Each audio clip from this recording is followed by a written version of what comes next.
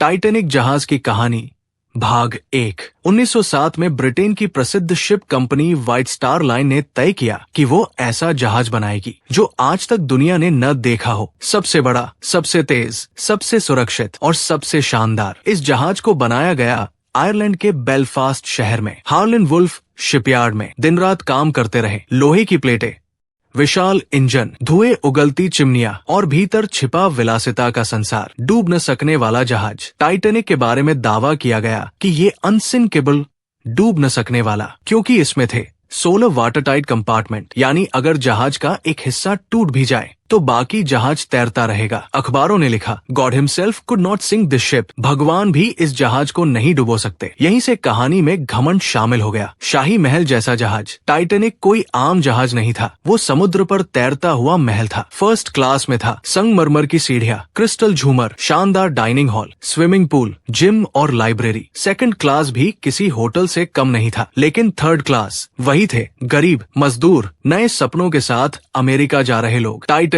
में अमीर और गरीब एक ही जहाज में थे, पर एक जैसी जिंदगी नहीं। ऐतिहासिक यात्रा की शुरुआत 10 अप्रैल 1912 सुबह का समय। इंग्लैंड का साउथहैम्पटन बंदरगाह। हजारों लोग जमा थे। बैंड बज रहे थे, लोग हाथ हिला रहे थे। टाइटैनिक अपनी पहली और आखिरी यात्रा पर निकल रहा था। यूरोप से अमेरिका। जहाज में थे अमीर उद्योगपति, लेखक, अभिनेता, मजदूर, परिवार, बच्चे और सपने, कुल मिलाकर 2200 से ज्यादा लोग। किसी को अंदाजा नहीं था कि ये यात्रा इतिहास की सबसे दुखद यात्रा बनने वाली है। समंदर की शांति और आने वाला तूफान। शुरुआती दिन बहुत शांत थे। समुद्र नीला था, मौसम साफ था, लोग हंस रहे थे, डिनर कर रहे थे, नाच गाना हो रहा था। समुद्र की शांति हमेशा सच नहीं बताती। कहीं बहुत दूर बर्फ का एक पहाड़ धीरे धीरे टाइटैनिक की ओर बढ़ रहा था। टाइटैनिक जहाज की कहानी भाग 2। वो रात जब चेतावनियां अनसुनी रह गई। बर्फ की चेतावनी जो मजाक बन गई। 14 अप्रैल 1912। दिन ढल चुका था। समुद्र असामान्य रूप से शांत था, इतना शांत कि लहरें भी दिखाई नहीं दे रही थी। दिन भर टाइटैनिक को दूसरे जहाजों से बर्फ की चेतावनियां मिलती रही। आगे बर्फ है, रास्ता बदल लो, धीमी रफ्तार रखो। लेकिन ब्रिज पर मौजूद अफसरों को भरोसा था, हम टाइटैनिक पर हैं, कुछ नहीं होगा।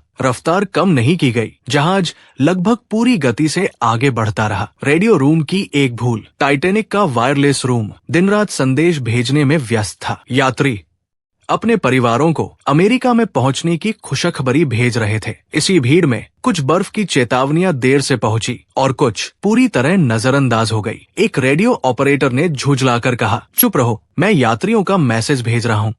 धीरे धीरे हाथ से फिसल रहा था। वो ठंडी डरावनी रात के 11:40। आसमान बिल्कुल साफ, चांद नहीं, समुद्र काला शीशे जैसा। लुकआउट पोस्ट पर खड़ा नाविक अचानक चिल्लाया, घंटी बजी। ब्रिज पर अफरातफरी मच गई। इंजन उल्टा चलाने का आदेश, जहाज मोड़ने की कोशिश। हर सेकंड कीमती था, लेकिन बहुत देर हो चुकी थी। टकराव जो सुनाई नहीं दिया, आइसबर्ग से टकराव। धमाके जैसा नहीं था, बस एक हल्की सी खरोंच, जैसे किसी ने जहाज के पेट को नाखून से चीर दिया हो। कई यात्रियों को लगा कुछ हुआ ही नहीं। कुछ ने तो बर्फ के टुकड़े उठाकर खेलना शुरू कर दिया। उन्हें क्या पता था कि नीचे जहाज की आत्मा फट चुकी है। सच्चाई का एहसास। आइसबर्ग ने टाइटैनिक के 5 वाटरटाइट कंपार्टमेंट खोल दिए थे। डिजाइन सिर्फ 4 तक सह सकता था। इंजीनियर थॉमस एंड्रयूज नीचे गए और लौटकर बोले, जहाज डूबेगा 1 से 1.5 घंटे में। ये शब्द कप्तान एडवर्ड स्मिथ के लिए मौत का फरमान थे। औरतें और बच्चे पहले। धीरे धीरे लाइफ बोट्स निकाली जाने लगी, लेकिन सबसे बड़ा सच सामने आया। लाइफ बोट्स सिर्फ आधे लोगों के लिए थी, क्योंकि किसी ने सोचा ही नहीं था डूब न सकने वाला जहाज कभी डूबेगा। अमीर डेक पर आ गए, गरीब नीचे फंसे रह गए। दरवाजे, रास्ते सब उलझ चुके थे। संगीत जो मौत से भी ऊंचा था। जब लोग रो रहे थे, चीख रहे थे, प्रार्थना कर रहे थे, तभी जहाज के बैंड ने संगीत बजाना शुरू किया। ठंड में कांपते हाथों से वो आखिरी धुन बजती रही, ताकि डर कम हो सके। अंत की शुरुआत। टाइटैनिक धीरे धीरे आगे से झुकने लगा। समुद्र अब दुश्मन बन चुका था। आसमान में रॉकेट छोड़े गए मदद के लिए, लेकिन समुद्र बहुत बड़ा था और टाइटैनिक बहुत अकेला। टाइटैनिक जहाज की कहानी भाग 3।